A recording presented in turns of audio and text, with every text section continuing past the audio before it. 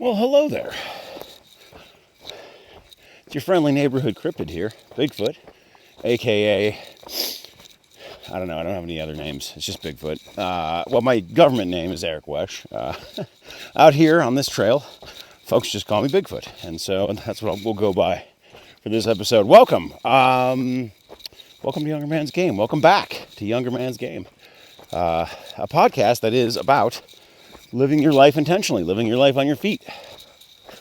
At the moment, for me, that means living my life out of a little backpack and, eating all my meals out of hiker boxes and trash cans as I walk from Mexico to Canada along the Pacific Crest Trail.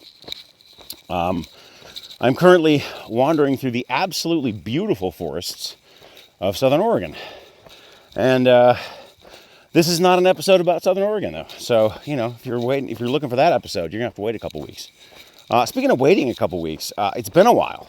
It's been a while since I've posted one of these. And the first thing I wanted to say is I'm sorry about that. I was really hoping I could hit the weekly schedule, and I made a few of them in a row there, but I have found that this hike has taken on some dimensions that made that somewhat more difficult than I thought it would be. By the way, forgive me if this jumps around a little bit or you see me put the camera down. It's because I'm walking through an area with a lot of blowdown right now, and I may have to vault over it. I'm going to see if I can keep recording while I get my butt over this thing, but that may not be the case for all of them. So here we go. Okay, we're back. It's been a little bit of a break, a little bit of an absence, and people have noticed, believe it or not, even though 10 people watch and listen to this podcast, they're 10 enthusiastic people. And people have mentioned it, hey, what's going on? Why aren't you posting? Are you okay? Is everything good? Yeah, I'm okay. Everything's good is the answer to that question. Why I'm not posting as regularly as I wanted to has everything to do with the topic of this episode, which, by the way, is the Northern Sierras, which I have subtitled. I've given it another title. Those of us who are old enough to remember audio cassette tapes from way back in the day, from the 1900s, as the kids rudely call it. Yeah. Remember when you'd go get an audio cassette tape and all the tracks on the tape would be listed on the plastic? They were printed on the plastic on the side of the tape. And sometimes this happened a lot, where there'd be a title of a song and then a parentheses and another title for the song. They couldn't figure out what the song title was going to be, so they gave it two titles, but one of them needed to be secondary, so they put it in parentheses. That's what I'm doing with this episode. So this episode is the Northern Sierras, parentheses, how to have a bad day in paradise. So, I think where I left off with my last episode, I was just south of Mather Pass, which is one of the high passes in the Sierras. And the high passes in the Sierras really are the feature that characterizes that section of the trail. All of them are very high in elevation, over 11,000 feet, in some cases over 12,000 feet, which means that they require quite a bit of physical effort to get over. They have a lot of risks associated with them. I mean, they're not that risky, but, whenever you're at altitude, you run the risk of altitude sickness, obviously. Also, when you're at altitude, there's more snow and ice, and so you have to worry about, but you have to plan for possibly crossing some somewhat hazardous conditions and making your way back down to a lower elevation where the snow is melted. But beyond that, they sort of set the rhythm of your time in the Sierras. Pretty much everybody tries to shoot for doing one pass a day, except for the occasional masochist you run into who does two passes a day. And honestly, why? I met a few hikers who do that, and I'm it's the most beautiful section of the trail. Why would you hurry through it, right? But hey, to each their own. Hike your own hike, as they say. But once you get over Mather, the passes start getting a little easier. So you have Selden and Silver, and then Donahue, I believe, which is the pass that gets you into Yosemite National Park. So Selden and Silver were both very manageable passes.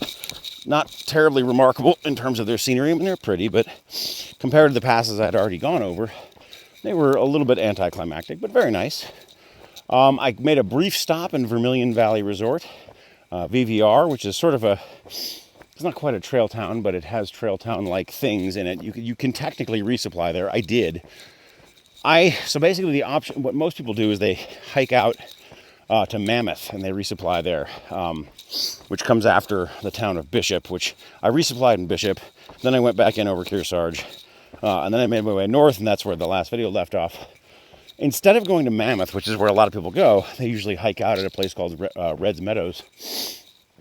I just pushed right to VVR, figuring I could resupply there, knowing full well that VVR is a very expensive resupply. But I figured, I could just load up on Snickers bars or whatever, and I'd be all right. So that's what I did. Spent one night there. In the less than 24 hours I was at VVR, I somehow managed to spend $200. It's a very expensive place. And I didn't even buy anything interesting. It was just I think I had one beer, a breakfast, a resupply, and I mailed a couple packages because they also have postal services. So, it's, like I said, it's an expensive stop, but very beautiful little valley, right on a little man-made lake called Lake Thomas Edison. And there were a bunch of hikers there, so it was I saw a bunch of people that I hadn't seen in a few days or weeks, and that's always a fun time. So on my way out of VVR, instead of hiking over Silver Pass, which I've hiked over before a couple times already, I went over another pass. There is, dang it, now I can't remember the name of it, so I'll have to just put a little thought bubble. I'll edit it in here with the name of the pass that I went over. But there is a pass that is along a blue blaze that rejoins the trail north of VVR. I went over that guy. It was cool. It was nice. Good views. But again, you make your way north, and what happens in the Northern Sierras is the elevations start to calm down a little bit. Everything gets a little lower. It's you're starting this very gradual transition into what will become the Cascades. And the Cascades are, of course, the mountain range that, if you remember from my preview episodes from Oregon and Washington, well, actually from NorCal, Oregon and Washington, that's the mountain range that runs through those three sections. It's a big, long volcanic mountain range, runs all the way up north. And sorry, I'm wiping my nose here. I'm a little sniffly this morning.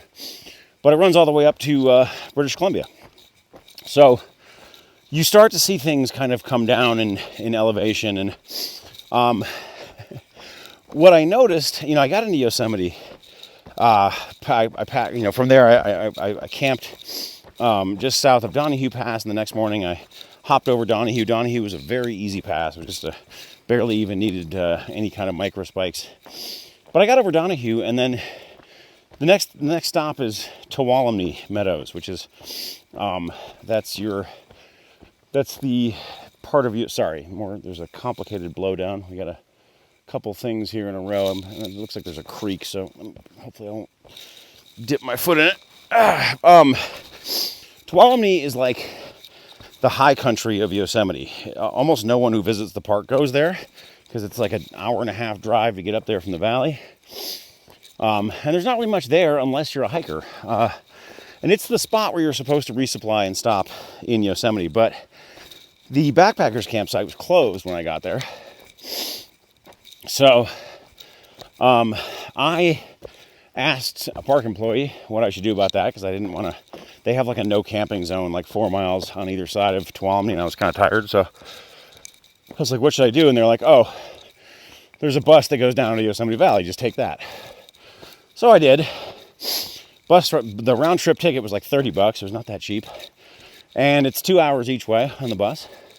So that was no fun. But I was the only one on the bus going down, so that was kind of funny. I was just sitting up front, basically riding shotgun and talking to the bus driver, which was cool. But I got down to Yosemite Valley, and I'm not going to lie. Yosemite Valley just sucks right now.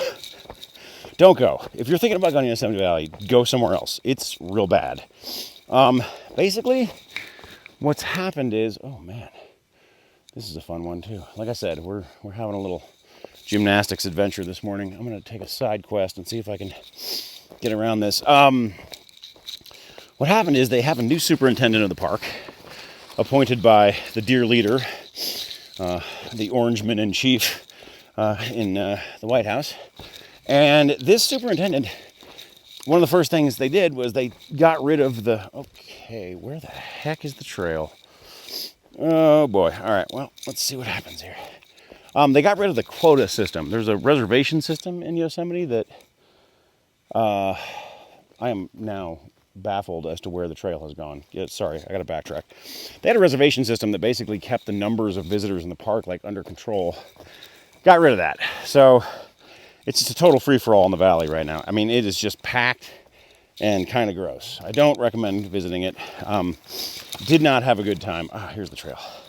But beyond that, I mean, that's one thing. I'm like, okay, so all the trash cans are overflowing and there's like a line of slack-jawed idiots waiting to do literally everything. I mean, it was like Disneyland with bear lockers. It was not, it wasn't a good vibe. But the worst part was, when I get down there, I like went to the information center to check in or whatever. I don't know if I like needed a permit to stay at the backpackers campsite. And when I got in there, the nice girl behind the counter was like, oh yeah, you can't actually stay at that backpackers campsite. I'm like, what? She's like, you have to stay at the Tuolumne backpackers campsite. I'm like, yeah, that's closed, which is why a park employee told me to come here. And she's like, oh, well, I don't know what to do. Like, maybe go see the wilderness office and the ranger can give you a permit. So I go next door to the wilderness office and the ranger says, yeah, you can't be here. You have to be in Tuolumne.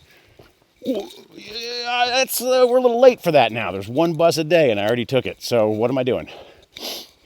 What they told me was they could give me a permit that starts at Happy Isles, which is 4 miles from where I was standing and up a waterfall. And I could camp there. And then I could come back in the morning and take the bus. So I politely took the permit and then I just went to the backpackers campsite. Like, F you. Like, I'm not like, are you kidding me? I just wrote my permit number on the backpackers registration and I paid $7 cash like a dummy. I should just put an empty envelope in the thing because of course nobody checked it. Like, come on. But yeah, my experience in Yosemite Valley was pretty rough. And then there was like a rave that happened. I don't know what the heck was going on, but like people were just going nuts till like 2 o'clock in the morning. So I didn't sleep all that well. Anyway, the next morning, hopped the bus, rode the 2 hours back on trail. And, you know, the trail coming out of Tuolumne, like Yosemite has a ton of meadows. That's like that's like their whole thing is meadows. They have just like, and they're beautiful. They're these big, expansive, gorgeous green meadows with rivers flowing through them. Only problem is where the meadows are very wet and marshy. And wherever you have something that's wet and marshy, you have a lot of mosquitoes. Hold, please. I have to figure out where I'm going. Okay, we're back.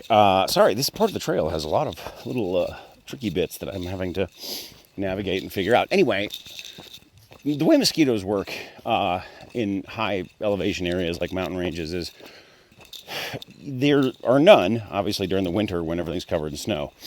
And then, or very few, I should say, when everything's covered in snow. And then, like, the snow melts at some point in the spring.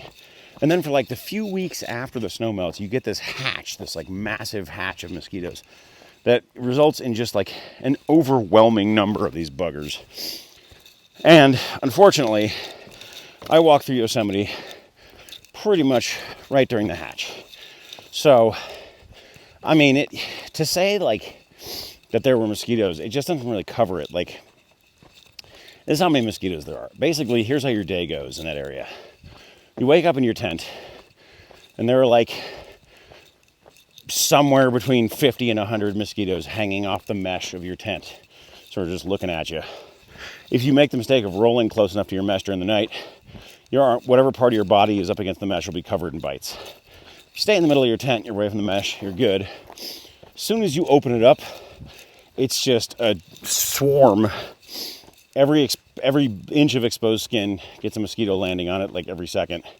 And the only way to really keep these guys at bay is to keep your skin covered and to keep moving. That's the most important part. You got to keep moving. Here's the problem with that. You got to take breaks. You will go crazy if you don't take breaks. There's a reason why like you can't just like go to work and work for 8 hours and then go home. You got to take a lunch break at some point, right? Because you'll go nuts if you just spend all your time moving around. Like try it one day. Wake up one day and make a conscious effort not to stop moving the entire day until you go to bed. See how you feel at the end of that day. It sucks real bad. And like, we're talking about like a couple weeks. Or maybe not a couple weeks, but it was a while. it's absolutely, it just makes you crazy. Like it makes you feel like you've lost your mind.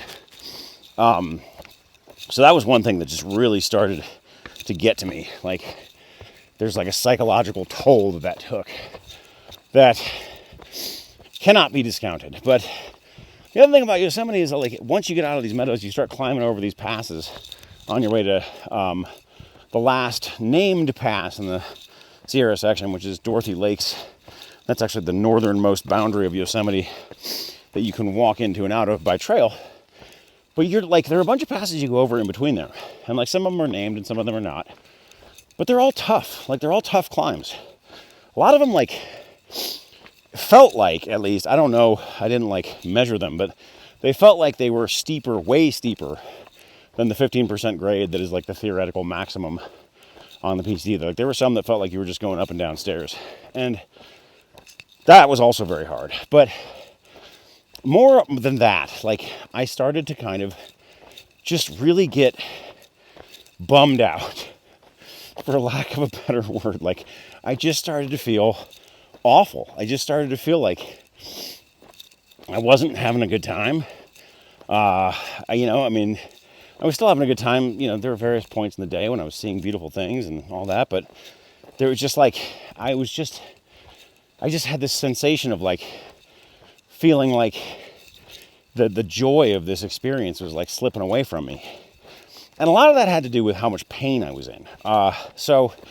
Okay, this is where we talk about the shoe drama, because the shoe drama has been ongoing. I mean, this is like a 2-year problem for me. I've talked about it before, but I have hallux limitus in my big toe of my right foot. Basically, that just means that like the first knuckle of my big toe like doesn't bend backward the way it should. Like if you right now just take off your shoe and pull your toe back towards you, you could probably pull it up like a fair amount. It's got a pretty good range of motion on that thing. And that's because when you walk, as your like foot leaves the ground, it goes like this, and like your heel comes up and your toe stays on the ground. And the way that happens is that joint articulates, it flexes. Mine doesn't. Well, it does. It's like 10 degrees. It's a sad little range of motion. So what that does is all kinds of stuff, really. But if I don't pay attention to it, I have this like kind of asymmetric gait to my walk that like in normal life you don't even notice because you're not really doing anything. You're just walking around like flat surfaces. You're not really walking that much. But if you're walking up and down mountains for 20 miles a day or 20 miles plus, it can start to make things really sore and painful. And my feet have grown like two or three freaking sizes since I've started hiking. So like I went from a 13 to a 13 wide to a 14 to a 14 wide to a 14 extra wide. And now I am currently wearing 15 extra wide. Just absolute boats for shoes. And it's because I have these like growths on the outside of my feet. I think they're called Taylor's bunions. But anyway, they make the foot wider than it should be. And the big toe on my right foot, like the joint like is bigger. I think it's a little swollen or whatever. So it pushes that toe out and just makes the whole thing bigger. And you know, I just have these big goddamn feet that are just always hurting me. Well, in my effort to find shoes that fit, coming into the Sierras, I don't know if I mentioned this, but I changed things up. I went from my New Balance Heroes that I had worn, that I trained in and worn for, months before the hike, and I wore for the first 500 miles of the hike, to a shoe called the Ultra Lone Peak, which the main difference between the Ultra Lone Peak, I should say, the reason I made the switch is because when I tried on a pair of 14 wides in the Ultra Lone Peak, like they were actually wide enough. They fit. And my main problem up to that point in the hike had been the sides of my feet getting pinched by my shoes and like rubbing the skin off of them. I had like 2 little open wounds on the outside of my feet that were just, every time they would just bang into the shoe, they would hurt like crazy. So I was like, hallelujah, a shoe that's wide enough. Great. Well, there's a slight difference between the Ultra Lone Peak and the New Balance Hero. Actually, there's a slight difference in the Ultra Lone Peak and every other kind of running shoe, which is that the Ultra Lone Peak is a 0-drop shoe. What that means is when you stand in it, your heel and your toes are at the same height. It's basically the same thing as if you were standing on the ground barefoot. It's not true for most running shoes. Certainly isn't true for the Heroes. Usually have like a 5 or 10 millimeter drop, a difference where your heel is like 5 or 10 millimeters higher than the front of your foot, which helps when you're running, kind of like position your body to like be like moving in the way that your body needs to move while you're running for long lengths of time. And the barefoot running movement and the zero drop thing, like there's a lot of people who adhere to it. I'm actually one of those people. I love the zero drop thing, and like I usually do barefoot running when I'm running at home. And so I was like, you know what? I'll try them. And they're wide enough. They fit. So like, hey. Now I knew, because I'm not dumb, that like going from a drop to a zero drop was going to be like a fairly significant change. But I figured I could just like manage it with stretching and fascial release via rolling, et cetera, and like my body would adjust, which largely it did. But the problem is, if you train and hike in a shoe with a drop in it, basically what happens is, it's not really your muscles that are the problem, because muscles can stretch. It's the fascia and the ligaments that are the problem, because they can't stretch. And like, they get sort of used to a range of motion when you train and hike. Mine were used to the range of motion that was required of a shoe with a drop in it. So when I switched to a zero drop shoe, all of a sudden, everything had to stretch just a little bit farther. And like I said, I knew that there would be an effect switching to zero drop. The thing that I could have done, that I should have done, would be to switch to zero drops and then do like a couple miles the next day. And then like a couple miles the day after. Let my body get used to the change. That is not what I did. What I did was like a 20-mile day the first day that I put the shoes on. And I was in Tehachapi, which is right before the Sierras, where you have to, climb a 12,000-foot pass every single day for like 11 days straight. Not exactly the adjustment period that my body needed. And you wouldn't think it would be that big of a difference, but oh boy. It started with what felt like a pulled muscle in my high hamstring on my right side that hurt like a mother every time I put weight on it going downhill. That happened right after Tehachapi. That healed up.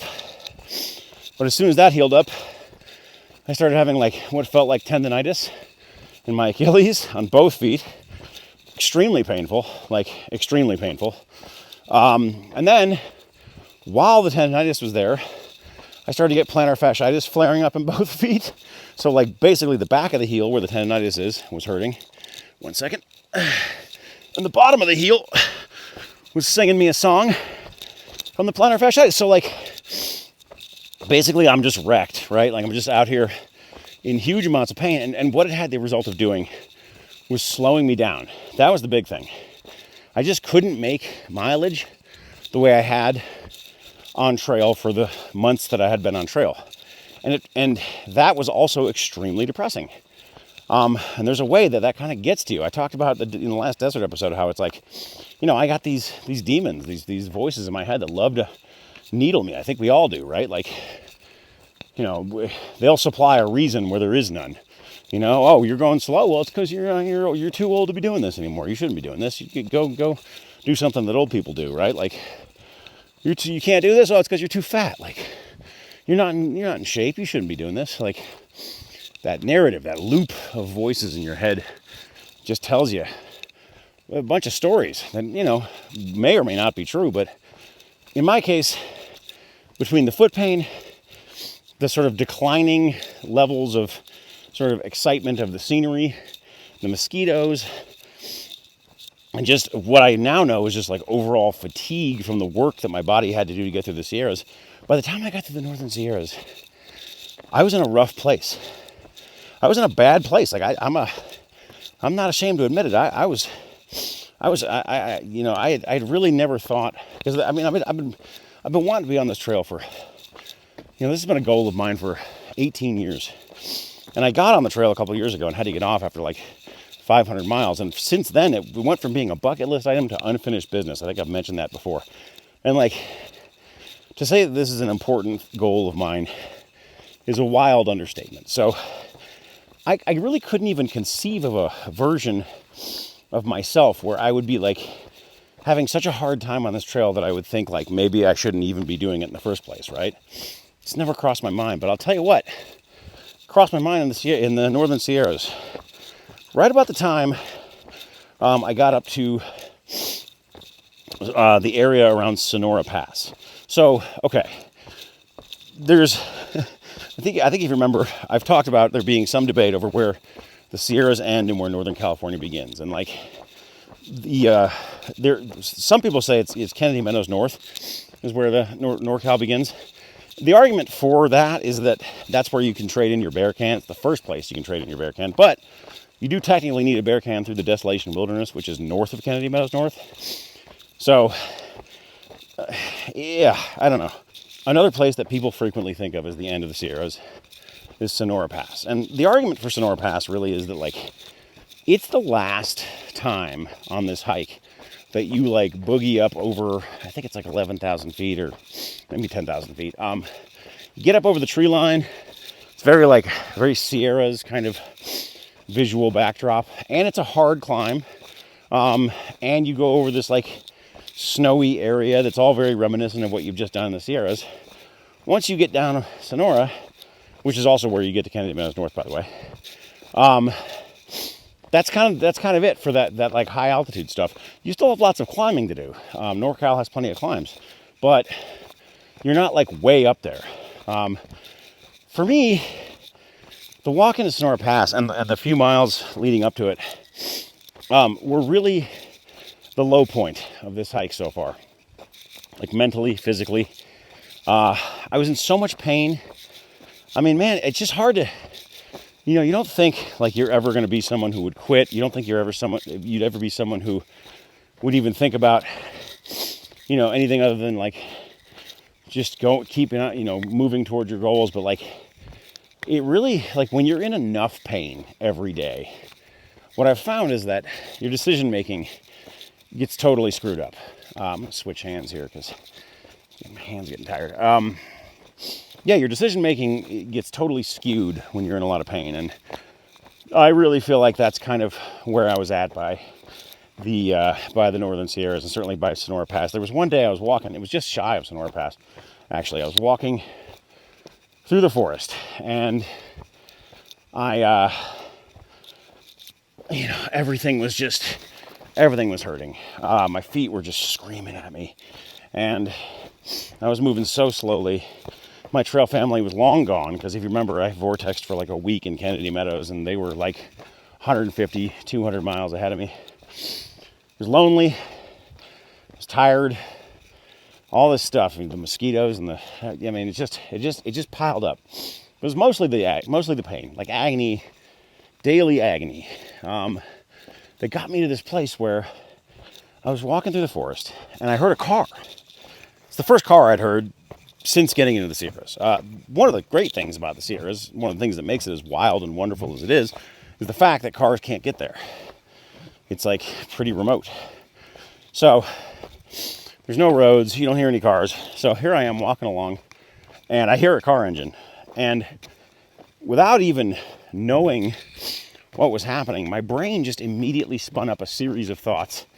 The first of which was, that's a car. The second of which was, that car's on a road. The third of which was, that road probably goes to Reno. The fourth of which was, Reno's got an airport. Like, maybe it's time to get off trail and go home. And, was that a doozy, huh?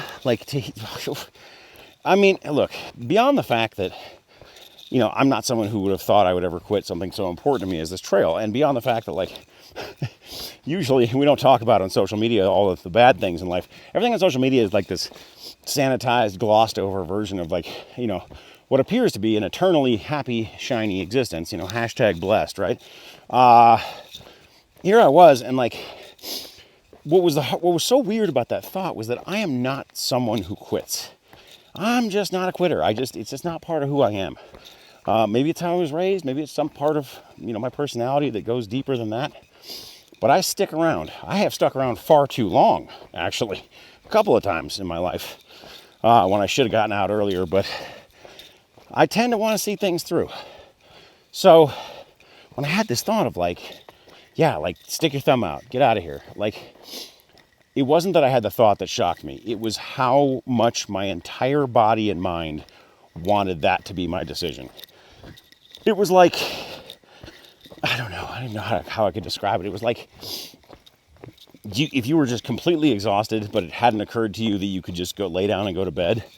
and then someone just like popped into view with like a bed and was like, here, why don't you just lay down and go to sleep? Like how that would feel, how your whole body would just be like, yes, like let's rest. And then immediately following that, shame. Deep, cutting, gut-wrenching shame at the very thought of how good it would feel to quit. All of this happened in the span of like a few seconds. It was wild. And then like as soon as I come around the corner and I see the road, like before I could even like think about where I would stand to stick my thumb out to like get myself down to Reno, I see a car parked on the other side. It's just a little like hatchback, or no, like a sedan with the trunk open. And I could tell what's going on right away. It's trail magic. Somebody has pulled over and is doing some kind of trail magic. I see some folding chairs on the other side. They're kind of hidden from view in the trees, but I cross the street, and as soon as I get past the car, I can see other hikers.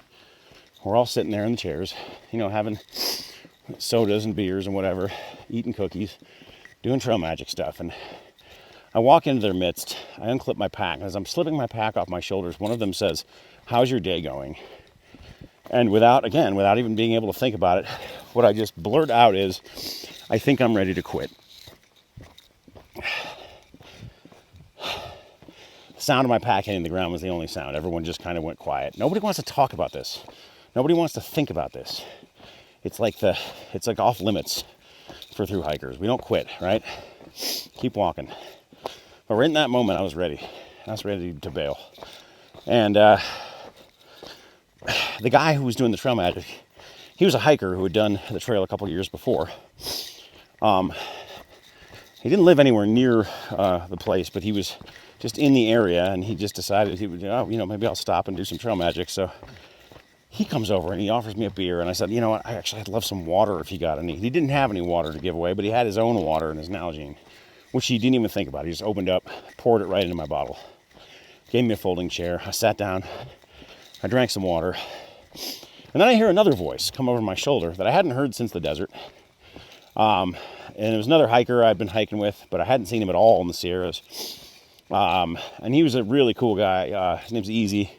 I've been hiking with him for, like I said, I was hiked with him in the desert, so I've known him for a minute, but I hadn't seen him. Didn't even know he was around. And he just says, you made it 1,000 miles. You can do this. Don't quit. And that was it. That's all he said. That's all anybody said. Everybody just kind of went back to talking amongst themselves, and I just kind of sat there and stared into the middle distance, drinking some water, and deciding what it was I was going to do. And I did not know in that moment what I was going to do. Like, one option, see if this guy can give me a ride down the hill. Another option, stick my thumb out. Yet another option still, keep going. Sat there for a while. I eventually did have one beer out of the guy's trunk, and I had a couple of Oreo cookies. And after the beer and the cookies, and about, maybe a half an hour of sitting there, I came to the decision that I don't know what's going to happen on this trail. I don't know if I'm going to finish it. I don't know if I'm going to quit. All I know is I'm not going to quit today. That's what I can decide. That's what I can commit to right now. Today, I'm going to keep going. Tomorrow, who knows? So, I put my pack back on. I said goodbye to everybody, and I kept walking. And then I made it to Sonora Pass a couple days later. It might have actually been the next day. I don't know. And Sonora Pass, again, because nothing was fixed by that decision. The pain was just every bit as bad as it was before. And now, going up over Sonora Pass, the other thing that was really crappy about my Lone Peak shoes was that Altra split the Lone Peaks into the Lone Peak 9, which is what I bought, because that's all I could find a wide size in, and the Altra Lone Peak 9 Plus, which is their nicer version of the shoe. I don't know why they did that. It seems like kind of gimmicky and stupid to me, but the big problem is they took the Vibram sole off the 9 and put it on the 9 Plus. So now the shoes I had didn't have a Vibram sole on them, which made them extremely slippery. My feet went out from under me a lot in the Sierras. I fell down a lot. And especially once the soil started turning more volcanic in the northern Sierras, it was like I was wearing roller skates. It sucked. And going both up and down Sonora Pass, I ate shit. I don't even know how many times. And finally, coming down and like the other thing about Sonora Pass is it was a lot snowier than I was expecting. There were many large snowy traverses that thank goodness I still have my spikes with me. A lot of people mailed their spikes home. Still have my spikes, put them on, made it through, but like tough sledding, you know? And like this coming a day or two after I had like really just thought I was ready to get off trail, it was all just a little too much.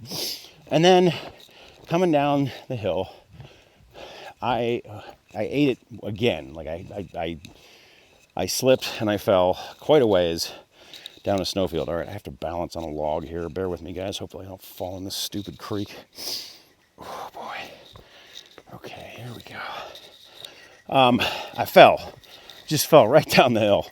And it was like a mile from the parking lot, too. It was so stupid. I was pretty much done with Sonora Pass. But I just ate it. I was like rolling down the hill.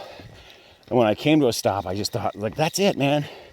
That's it. Like, I'm done. I'm done. Like, fuck, no more of this. Like, let's get to the road. Let's get out of here.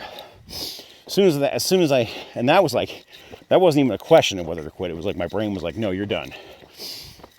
And I immediately tears started welling up in my eyes. And I was like, I walked the last mile of the parking lot in just shame and that's it, just ready to be done. And I'm not, you're not going to believe this, but I get to the parking lot and there's a hiker named, his name was Neon, and his family was meeting him there, and they had decided to do trail magic right at that parking lot. So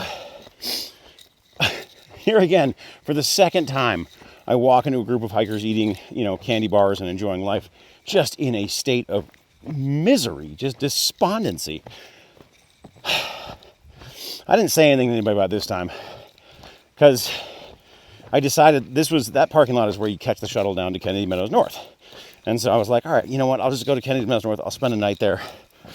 I'll decide what to do in the morning. Don't quit on a bad day is what they say. So if this is really it, if I'm really done, then I'm gonna sleep on it, and I'll make this decision with a full belly full of breakfast in the morning. And like, if this is it, this is it. But like, I'm not doing it right here. But sure enough, I then am standing there like having a Coke with all these hikers having all this trail magic. And like, shuttle came a few minutes later. I made it down to Kennedy Meadows North. Had a nice night there. Actually had a great time. There were more hikers I hadn't seen in a long time. Guys who were kind of skipping around so they could watch the World Cup game, but they were like having such a good time. And they had bought a bunch of beers, so we like sat around and had beers, and we were laughing and telling stories about the trail. And by the time I went to bed that night, I felt worlds better than I had in quite a few days. And so, I woke up the next morning and I thought, again, I don't know what the future holds, but I know I'm almost done with the Sierras. So I'll at least make it through the Sierras. How about that? I'll at least make it to Tahoe, which is kind of where I was in my mind. That's where I was thinking the dividing line was. And when I get to Tahoe, I'll take it from there and I'll just see. And it felt a little bit defeatist to like have to take it in chunks like that and know that like the prospect of quitting was just like out there. But it was all I could do.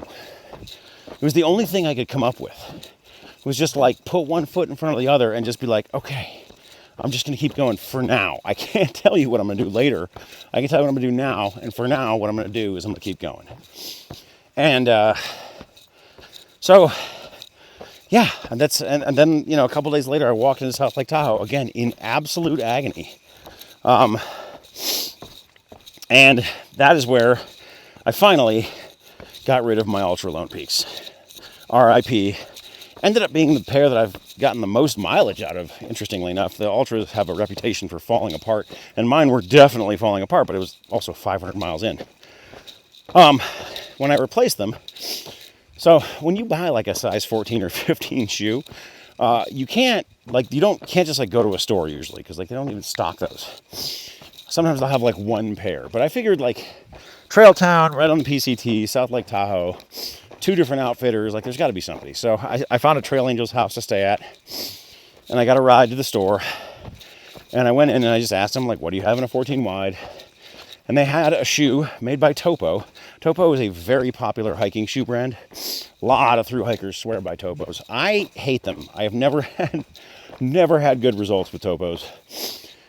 Even though they like claim to be a shoe that has a naturally wide toe box, I have never found them to be wide enough. But all they had in this store in the 14 wide was a shoe called the Topo Traverse. And the Traverse is actually, if you look at Topo's website, they advertise it as like their thru hiking shoe. It's got a rock plate in it. It's got a nice grippy Vibram outsole. Thank goodness. So if that's the only thing you got, then that's what I'm going to take. So plunk down 150 some odd bucks, and off I went in my Topo Traverses. And they were better than the Lone Peaks. Right off the bat, I could tell the drop was back because things started getting better in my Achilles, and my plantar fasciitis started getting better. And that made a huge difference. But unfortunately, what I did not know was that my feet had grown to a size, well, my right foot had grown to a size 15. And so the 14 wide wasn't big enough. And what this did was it forced my heel up against the back of the shoe to the point where it ripped the padding and the liner out of the back of the shoe, like within 100 miles of Tahoe, like absolutely destroyed the back of the shoe. But the bigger problem was that it also ripped open my heel, put a big blister on it. And if you've never had a heel blister while hiking, let me tell you, I don't think you are missing anything. Blisters are no fun. They're a part of hiking. They suck anywhere you get them. But the heel blister is kind of like the boogeyman of thru hiking, because the heel blister doesn't get better. It doesn't heal. Your heel doesn't heal, you see. Here's the problem. Your heel's banging in the back of your shoe every step you take. If you walk, it takes about 2,000 steps to walk a mile. If you walk 25 miles a day, that's 50,000 steps. That means the back of your foot is banging into your shoe 50,000 times a day. Ain't no Band-Aid gonna hold that, right? Like, you're gonna have a bad time. And I am currently, like I said, I'm in Oregon. I'm 2 sections ahead of where this happened. I still have a scab on my heel that gets ripped open daily. It sucks. It's getting better, but it sucks. So unfortunately, the Topos ripped my heel open. But I want to focus for like a couple minutes of this episode, because I remember at the beginning of this episode I talked about how this is an episode about how to have a bad day in paradise, right? Because one of the hardest parts for me of feeling bummed out and depressed and in so much pain was that this feeling that I shouldn't be feeling that way. You ever had that happen? You ever felt bad and then immediately had your brain be like, you don't deserve to feel this way? That's so much worse, isn't it?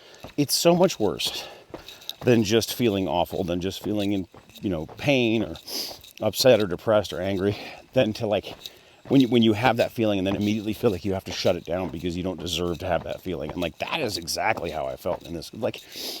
Here I am. I'm in the most beautiful place I've ever been. I'm doing this incredible thing that nobody ever gets to do. How lucky am I? How grateful should I feel for this whole experience? And what a piece of shit I must be to be out here griping about it, to be out here having a hard time with it. Oh man, you don't get to have a hard time. People are way worse off than you. They get to have a hard time. That whole thing. And you can really start to beat yourself up. I know I did. And, I do feel like that those voices, that narrative, they do qualify under what I've referred to before as demons, right? Well, everybody's got their demons. And the thing about what I started thinking about that's kind of funny is that, nobody bats an eye if you start talking about your demons or just demons in general. Everybody is okay with generally accepting and agreeing with the premise that they're out there and that they can mess with you and give you a hard time.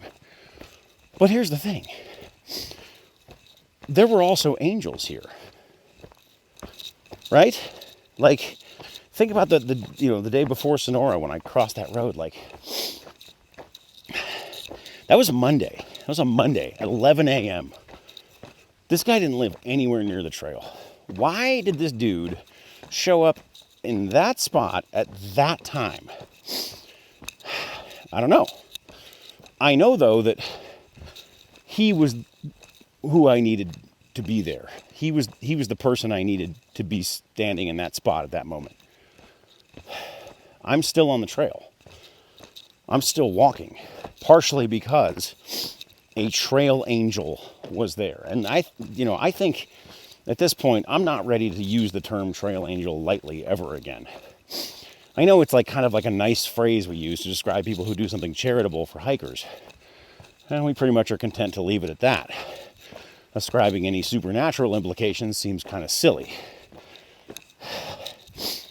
But what do you say about that timing?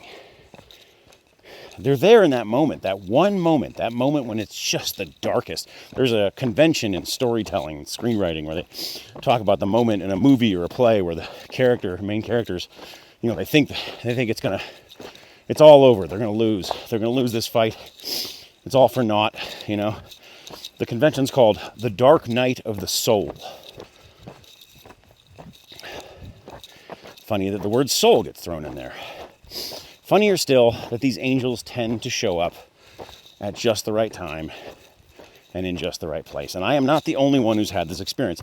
I had this experience damn near 2 days in a row. 2 moments where the demons that live in my head, or somewhere near me, close enough to be within shouting distance anyway, were having their way. Telling me all about how old and fat I am, how I shouldn't be here, how I should just quit. It's just too much pain. You just stop. You're in pain, just stop, just quit. In the darkest place, there was this person who just stepped in there, out of nowhere. Here, have some water. Take a seat, breathe, take a moment. They didn't tell me what to do. They didn't tell me I shouldn't quit. It's not their job. I don't even think they can. All they did was give me time. They gave me time and they gave me space. And in that little moment, that little brief bit of time and space, that little quiet part of my brain that can never be heard over the sound of those howling demons had a moment to just say, hey, you can do this. Keep going. I believe in you. Oh man, I mean, how do you not get caught up in that story? How do you not believe it? And I started asking other hikers about this. I'm just curious about other people's experience of trail angels and trail magic, and when do they show up for them? Has anyone had a moment like that? When they thought they were done, they couldn't take anymore, and all of a sudden, this person was there, and you know what? Almost every one of them does. I don't know what it is, man. I do not claim to have any answers, but I think I'm done being quite as skeptical as I used to be. And I'll tell you what else I'm done with.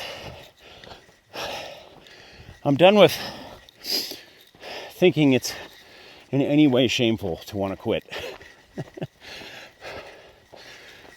I now think that if you talk to someone who says, I would never quit. I would never quit a trail. I would never quit. All that person's telling you is that they've never been on a trail. I don't think you can stay out here for 6 months at a time. I don't think you can do all the things required of you over and over and over again for months on end without thinking about it, at least thinking about it. And so the question is well, how do you get through something like that? And not just how do you get through something like that, how do you find meaning in the experience? How do you find joy in the experience?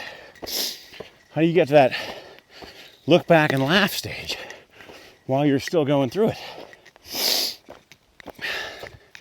It's not easy. I think for me, I shrink it down to the present moment. I just shrink it down to what's happening right now. Right now, right here. And the reality is,